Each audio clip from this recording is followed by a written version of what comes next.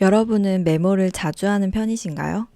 전 기억력이 좋지 않은 편이라 기록을 자주 하는 습관이 있어요.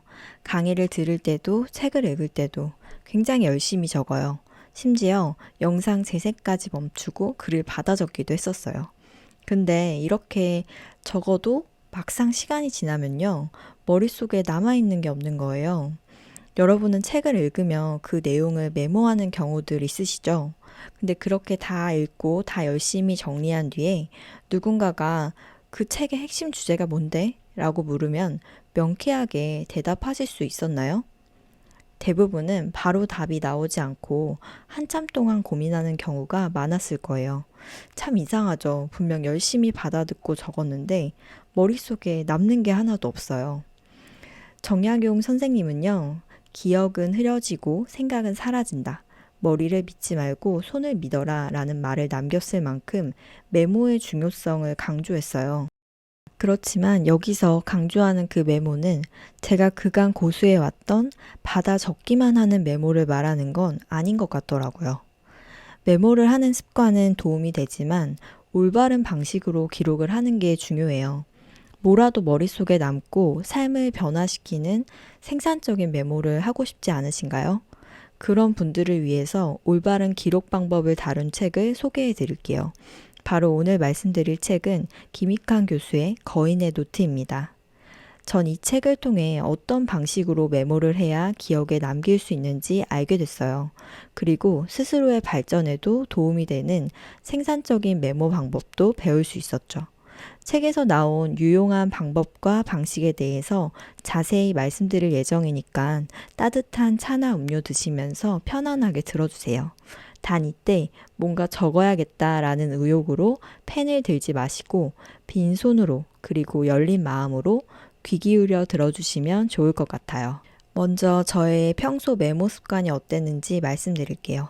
과거에 저는 좋은 메모는 말하는 사람의 이야기를 그대로 기록하는 게 맞다는 식으로 생각을 했었어요.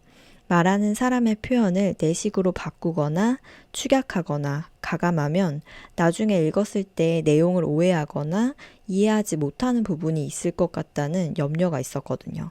그래서 최대한 들은 내용을 그대로 적으려고 노력했죠. 근데 이러다 보니까 생기는 문제가 있었어요. 그 문제는 무엇일까요? 바로 내용에 집중하기보다는 받아 적는 행위에 열중하게 된다는 점이에요. 내가 지금 글씨 연습을 하려고 이걸 하는 게 아닌데 어느 순간부터는 적는 일에만 몰입하고 있는 저를 발견했어요. 이랬던 제가 어떻게 하면 좀 더 실용적이고 올바른 메모 방식을 터득할 수 있을까 고민하던 끝에 이 책을 만났거든요. 책을 통해 알게 된 굉장히 좋은 팁들을 한 번에 다 이해될 수 있도록 상세하게 말씀드릴 테니까 꼭 집중해서 들어주세요. 책에서 나온 바로 적용 가능한 메모 습관을 말씀드리면 총 6가지로 정리할 수 있어요. 첫 번째는요, 키워드로 정리하기예요. 책을 읽을 때 여러분은 어떤 식으로 메모를 하셨나요? 마음에 남는 문장이나 인상 깊었던 부분을 필사하는 경우가 많지 않으셨나요? 독서를 할 때 내용을 훨씬 더 잘 새기기 위해서는 챕터별로 읽은 후에 간단한 키워드로 요약을 해보세요. 예를 들면 다이어트에 대한 글이 있다고 했을 때 글의 핵심 문장으로 설탕의 과도한 섭취로 인해 인슐린이 많이 분비되면 과체중이 될 수 있다라는 문장이 있다고 해볼게요. 그럼 이 문장의 핵심 키워드가 되는 부분은 형광펜으로 표시하는 거예요. 저라면 설탕, 인슐린, 과체중 이 부분을 표시할 것 같아요. 이렇게 한 챕터 한 챕터 읽다 보면은 내가 표시한 키워드들이 쌓이겠죠. 책 전체를 다 읽은 후에는 A4 용지 2장 분량 안에 내가 표시한 키워드들 중에서도 핵심이 되는 것들을 추려서 전체를 간략하게 요약하는 습관을 가져보세요. 그렇게 정리된 내용을 나중에 보게 되면 앞서 말씀드린 그 핵심 키워드들을 봤을 때 자연스럽게 연결되는 문장들이 떠오르게 될 거예요.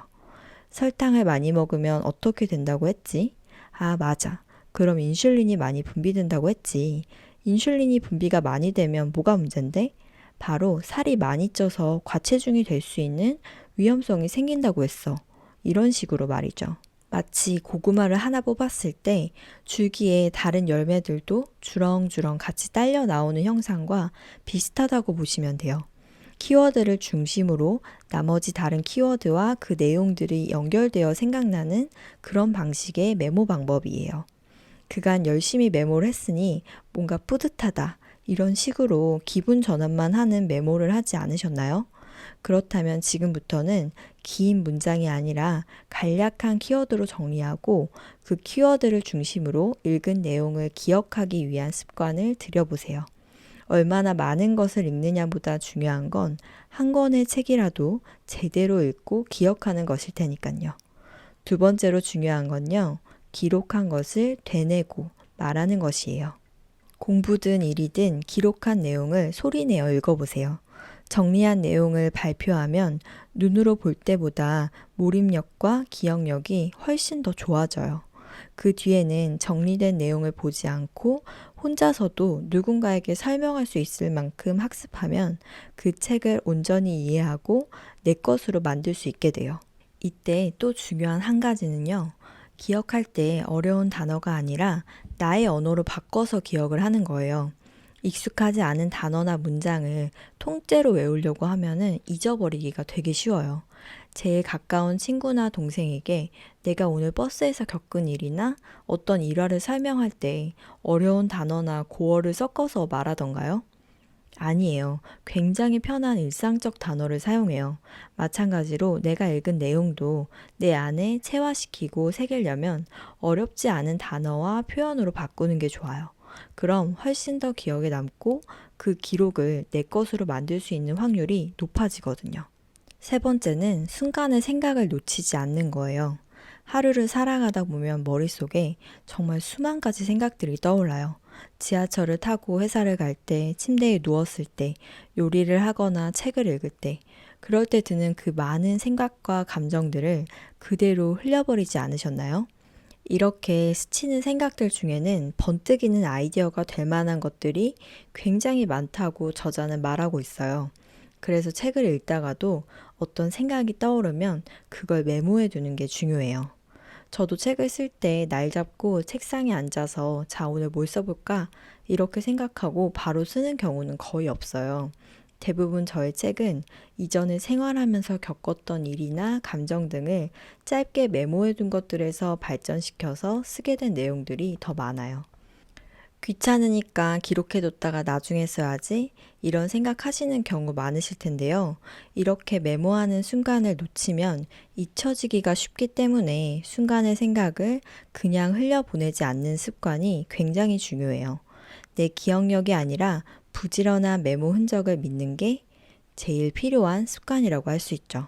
네 번째는요, 정리되지 않은 메모를 다시 정리하는 거예요. 이것에 대해 김익환 교수는 습관의 문제라고 말해요. 거칠게 휘갈겨 쓰거나 두서없이 정리된 메모, 다시 봤을 때 눈에 바로 들어오고 이해가 되던가요? 그렇지 않죠. 나중에 보면 내가 썼는데도 이게 무슨 말이지? 이런 메모들 은근히 많거든요. 그래서 이렇게 두서없이 써둔 메모는 한 번 더 훑어보면서 분류하고 주기적으로 정리하는 과정이 필요해요. 그 순간 기록하는 것 자체에서만 보람을 느껴선 안 되고요. 쓸모없는 낙서로 전락하지 않도록 그 메모를 정보화해보는 습관을 들여보세요. 결국 기록을 하는 건 그걸 잊지 않고 그 지식을 내 것으로 만들기 위한 과정이에요. 그러니 그것을 자주 꺼내어 읽을 수 있도록 또 볼 수 있도록 분류하고 정리하는 작업은 꼭 수반되어야 돼요. 이렇게 기록해 둔 것들은 자주 꺼내어 볼수록 기록의 효능을 실제 자신의 경험에 적용시킬 수 있는 확률이 훨씬 더 높아지거든요. 다섯 번째는요, 글의 수준을 따지지 말고 우선 기록하는 거예요. 난 글을 못 써. 역시 글은 재능의 영역이야. 이런 말을 글쓰기 수업을 하다 보면 많은 수강생 분들이 하시는데요. 근데 우선은 기록을 하지 않으면 좋은 기록을 만드는 건 애초에 불가능해요. 그리고 좋은 글을 쓰는 것도 어렵고요. 맛있는 음식을 만들려면 신선한 재료가 중요하잖아요. 마찬가지예요. 메모를 잘 해서 좋은 아이디어와 배움이 될 만한 것들의 초석이 되는 그런 기록을 남겨뒀을 때 그걸 사용해서 나만의 무언가를 만들고 일상을 변화시키는 것도 가능한 거예요. 좋은 질은 그냥 만들어지는 게 아니라 많은 양 속에서 생겨나는 거거든요. 그러니 미완성의 글이라도 부족한 메모라도 쓰고 남기는 습관을 꼭 들여보세요. 여섯 번째, 아침에 활용하면 좋은 김익환 교수의 다이어리 활용법을 말씀드릴게요. 먼저 내가 사용하기 편한 노트를 한 권 준비해 주세요. 그 뒤에 노트의 왼쪽 면에는 오늘의 계획을 쓰시면 되고요. 오른쪽 면에는 그 계획을 어떻게 실행했는지를 기록하세요. 아침에 일어나면 왼쪽 면에 그날 할 일을 적고 오른쪽 면에 몇 시부터 몇 시까지 어떤 공부를 하고 누굴 만났고 무얼 했는지를 기록하는 거죠. 그 뒤에 저녁 때는 오늘 하루 나의 계획과 행동 결과를 살펴보면서 자신을 평가하고 새롭게 다짐하는 시간을 가져보세요. 이때 공부한 내용이나 독서한 것이 있다면 그 내용도 같이 정리해 두는 게 좋은데요. 익힌 것을 요약해서 하루에 5쪽에서 6쪽 정도로 기록하는 일을 김익환 교수는 반복했다고 해요. 만약 이 5쪽에서 6쪽이 너무 부담된다라고 하신다면 간략하게 다이어리의 한쪽 면을 할애해서 배웠거나 기억에 남는 키워드를 한두 줄 정도로 정리하는 것도 좋겠죠. 저도 새로운 다이어리에 저만의 기록을 채워가며 꾸준하게 메모를 하고 있는데요. 특히 이번에 읽은 이 책 덕분에 메모하는 방식에 관한 현실적인 팁을 굉장히 많이 얻게 돼서 도움이 되더라고요. 여러분들도 기록을 아무리 열심히 하더라도 남는 게 없고 삶의 변화가 없어서 쓰는 행위 자체가 무용하게 느껴지셨다면 앞으로는 올바른 메모 습관을 삶에 적용해 보시는 건 어떨까요? 어떤 것이든 익숙해지기까지 어려운 건 당연하고 시간이 걸리는 것도 당연해요.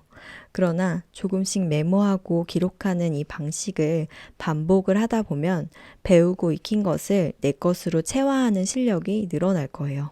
그리고 기록을 통해서 자신의 성장과 변화를 이루는 것도 가능해질 거고요. 이 모든 건 기록을 실천하느냐, 마느냐의 문제인 거죠. 오늘도 영상 봐주셔서 감사드리고요. 내용이 도움이 되셨다면 구독과 좋아요 부탁드릴게요. 앞으로도 여러분의 일상에 도움이 될 만한 좋은 책을 소개해 드릴 수 있는 영상으로 찾아뵐게요. 감사합니다.